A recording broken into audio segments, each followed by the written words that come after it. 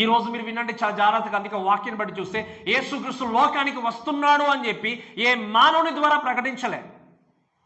I mean say ఏ మానవుడు కూడా ధృవీకరించలే. ఏ మానవుడు తన యొక్క సొంత జ్ఞానంతో తెలియజేయలేదు. ఎవరు చెప్పారు ఆ మాట? యేసుక్రీస్తు లోకానికి మరలా తిరిగి రాబోతున్నాడు అని చెప్పేసి ఆయనే చెప్పాడు. ఈవెన్ యేసుక్రీస్తు ఆరోహణమై వెళ్తున్నప్పుడు దేవుని యొక్క దూతలు ఏమని చెప్పారు చెప్పండి? ఇదిగో ఏ రీతిగా అయినా ఈ యొక్క క్రీస్తు ఆరోహణమై వెళ్ళిపోతున్నాడో అదే రీతిగా లోకానికి ఆయన ఏం చేయబోతున్నాడు?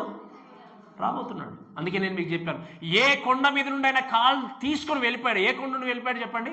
ఏ కొండ అది? ఒలీవ కొండ. మరలా ఎక్కడికి రాబోతున్నాడు యేసుక్రీస్తు?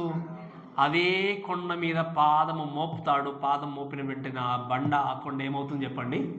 2 భాగాలుగా చీలిపోతుంది. తెలుసు కదా ఈ విషయం మీకు? జకర్యా గ్రంథంలో మనం చూస్తాం. ఎక్కడ నుండి అయితే ఆయన వెళ్ళాడో, ఏ ప్లేస్ నుండి అయితే తన పాదాన్ని తీసుకుని వెళ్ళిపోయాడో అదే కొండ మీద తన పాదాన్ని మోపడానికి రాబోతున్నాడు. ఈ మాటలు తెలియజేసింది, ఈ మాటలు ధృవీకరించింది మనుషులు కాదు. మొట్టమొదటిగా మీరు గమనించండి, దేవుని యొక్క దూతలు ప్రకటించారు, దేవుడు తెలియజేశాడు. ఆయన చెప్పాడు అంటే and that's truth and there is no changes in it. దానిలో మార్పు లేదు.